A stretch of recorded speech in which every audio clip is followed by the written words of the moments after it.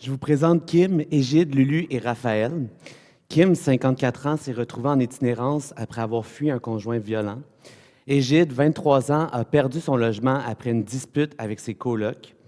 Lulu, 61 ans, a commencé à consommer dans la quarantaine et a connu l'itinérance pendant plus de 12 ans. Et Raphaël, 45 ans, s'est retrouvé en itinérance après avoir quitté sa communauté autochtone. Si je vous demandais d'identifier les points tournants vers l'itinérance, ou en d'autres mots, ce qui a mené à l'itinérance chez ces quatre personnes-là, vous me diriez probablement la violence, la consommation de substances, les conflits avec l'entourage, et vous n'auriez pas entièrement tort, mais votre réponse, ça serait incomplète. C'est ma faute, j'ai oublié de vous mentionner quelque chose d'important que ces quatre personnes ont en commun. Elles ont tous subi au minimum une lésion cérébrale acquise. Une lésion cérébrale acquise, c'est un dommage qui est survenu au cerveau après la naissance, qui peut être d'origine traumatique, comme une commotion cérébrale ou un coup à la tête, ou non traumatique, comme un AVC ou une tumeur au cerveau. On parle beaucoup de santé mentale puis de consommation en itinérance, mais on entend rarement parler de lésions cérébrales acquises. Et pourtant, on estime qu'il y a 50 des personnes en situation d'itinérance qui ont subi au minimum une lésion cérébrale au cours de leur vie.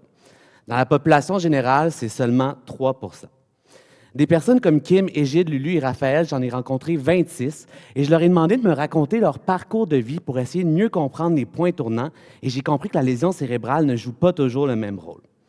Par exemple, pour Égide, après un coup à la tête, il est devenu plus impulsif, plus agressif. Il s'emportait plus rapidement, les conflits avec son entourage se sont multipliés et un jour, il n'y avait plus d'endroit où aller. Pour certains, comme Lulu, la lésion cérébrale a eu des impacts sur la mémoire, l'organisation, la capacité à gérer le quotidien, se souvenir d'un rendez-vous, payer le loyer, garder un emploi, et le logement s'est perdu progressivement. Pour d'autres, comme Kim, la lésion s'inscrit dans une vie déjà marquée par la violence physique, psychologique ou sexuelle. La lésion cérébrale ici n'est pas le seul point tournant, mais elle fragilise, elle complique et elle rend la sortie de l'itinérance plus difficile. Et pour Raphaël, après plusieurs pertes relationnelles, rupture amoureuse, décès d'un proche, la lésion cérébrale rend la reconstruction presque impossible.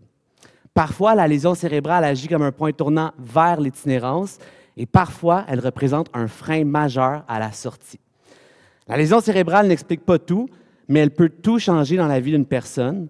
Et si on souhaite réellement prévenir et réduire l'itinérance au Québec, on doit commencer à voir ce qui est souvent invisible, le cerveau. Merci.